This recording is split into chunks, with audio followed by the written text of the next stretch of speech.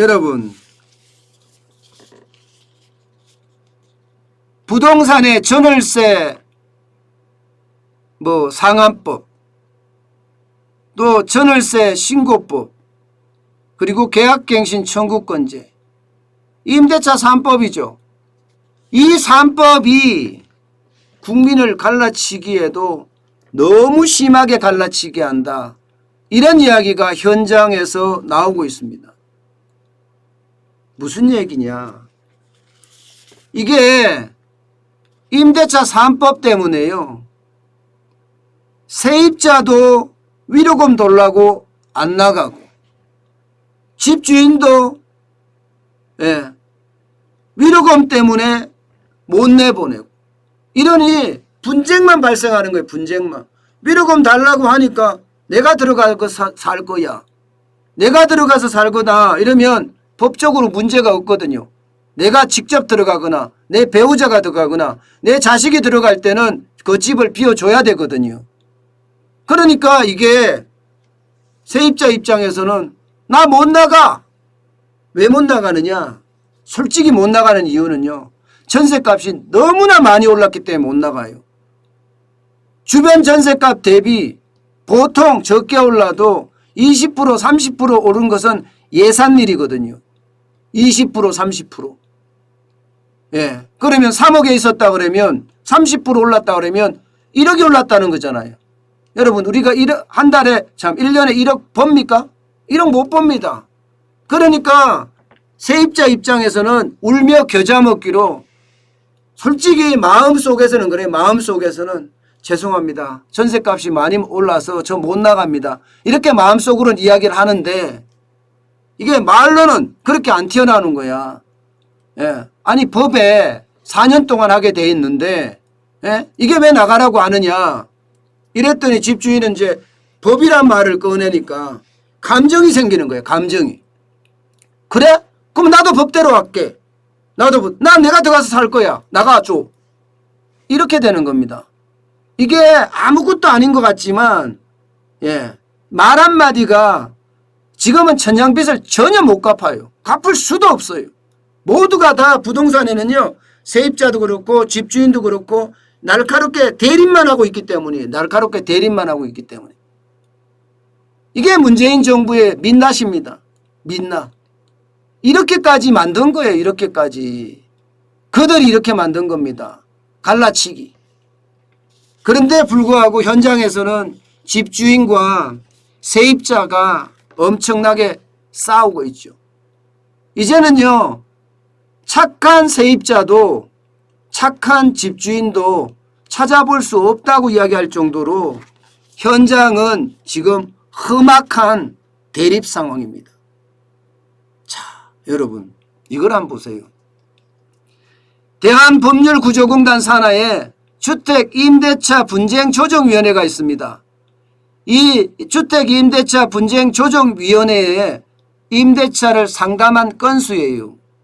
올 1월부터 6월까지 7,636건이나 됩니다. 지난해 상반기가 2,585건이었거든요. 거기에 비하면 3배나 늘어났습니다. 3배.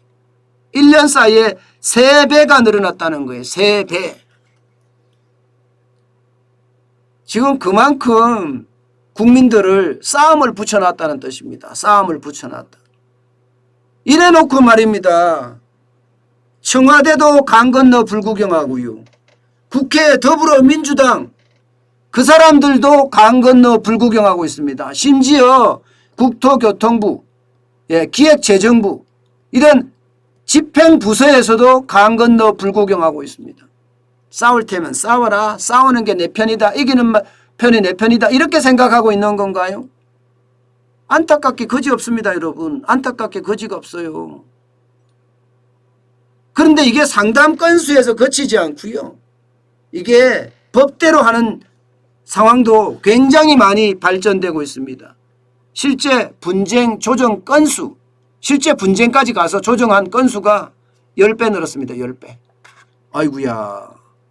2020년 상반기에는 16건이었는데 2021년 상반기에는 167건이 됐습니다. 10배가 폭증했습니다. 10배가.